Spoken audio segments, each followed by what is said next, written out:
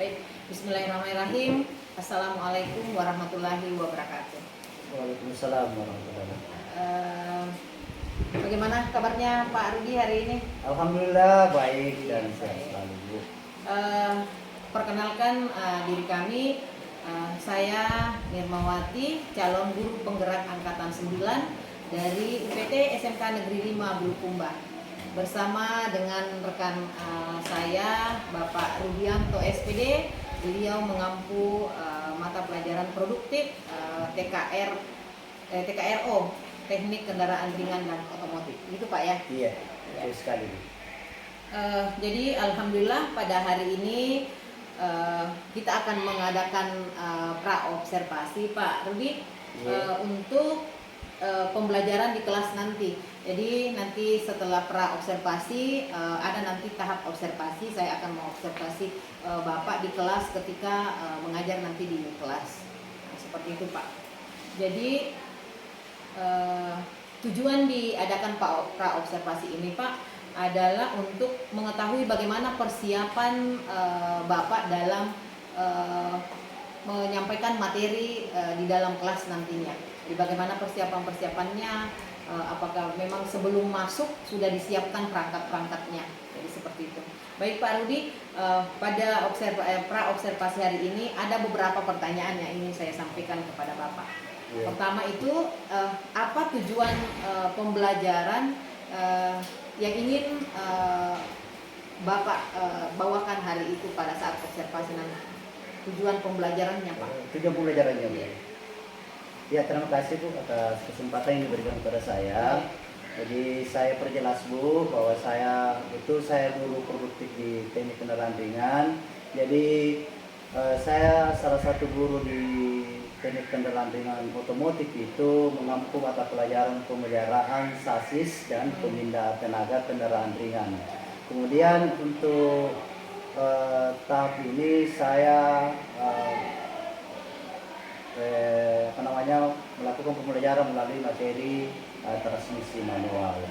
Dan adapun yang menjadi tujuan pembelajaran saya di sini sesuai dengan KD-nya, yaitu mendiagnosis kerusakan transmisi manual, di mana di sini yang menjadi indikator pencapaian kompetensi khususnya untuk peserta didik adalah mampu memperbaiki kerusakan transmisi manual yang disajikan oleh guru melalui ceramah, diskusi, observasi dengan teliti dan sesuai dengan SOP. Selain itu, peserta didik mampu menguraikan kerusakan yang terjadi pada transmisi manual sesuai dengan SOP. Oh iya, begitu Pak ya. Jadi fokus bagaimana mengobservasi transmisi manual Pak ya. Iya, betul sekali Bu. Oke. Baik Pak, bagaimana kira-kira area pengembangan Pak? Area pengembangan apa yang ingin Bapak capai? Misalnya area pengembangan biasanya kan kalau di dalam kelas ada namanya pengetahuan, keterampilan. Nah di situ nanti area pengembangan yang Bapak ingin capai itu apa? Jadi untuk di area pengembangan Bu, kalau di teknik kendaraan ringan itu biasanya saya gunakan itu salah satunya kalau di pengetahuannya saya biasa melaksanakan namanya materi faktual Bu. Jadi materi faktual di sini maksudnya adalah peserta didik mampu menjelaskan pengertiannya, fungsinya, kemudian perbandingan gigi, komponen-komponennya, kemudian cara kerjanya yang khususnya materi transmisi manual. Nah, itu di segi pengetahuannya Bu. Ya, di segi keterampilannya biasanya saya gunakan adalah materi prinsip. Ya, di sini materi prinsip maksudnya adalah peserta didik melakukan pekerjaan praktikum sesuai dengan prosedural SOP dalam mendeteksi kerusakan-kerusakan pada transmisi manual.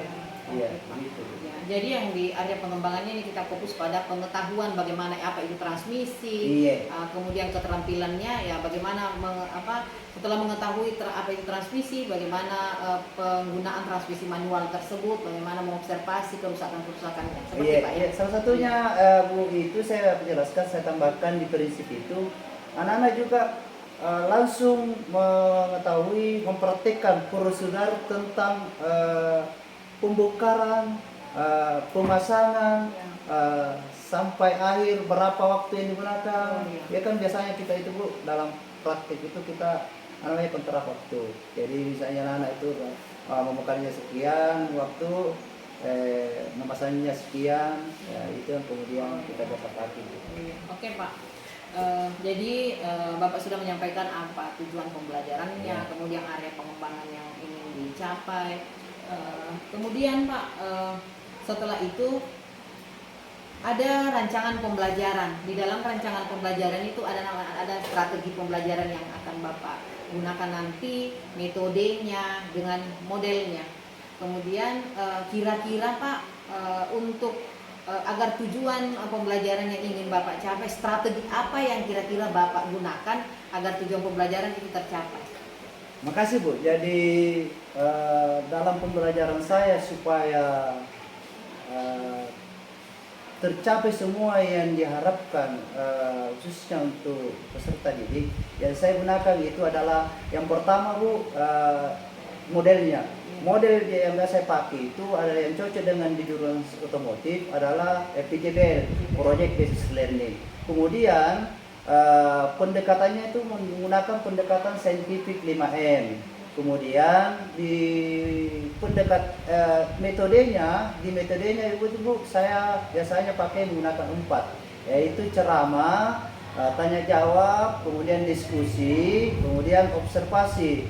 Nah, untuk selain itu strategi yang saya gunakan adalah strategi di mana yang saya harapkan di sini adalah karena dalam kelas itu tentunya ada keanekaragaman siswa Bu. Iya. Nah, karena munculnya keanekaragaman siswa dalam kelas sehingga saya melakukan strategi pembelajaran itu pembelajaran berdifferensiasi dan integrasi sesuai dengan KSE. Nah, lepas dari semua itu membantu atau mendukung semua itu saya menggunakan Bu laptop, LCD, kemudian medianya itu media betul-betul media yang sesuai dengan materi saya. Tadi itu transmisi, anak-anak bisa lihat langsung, kemudian videonya, cara membongkarnya, kemudian alat tambahan yang digunakan itu ada semua Bu. Ya, kemudian alat peraganya.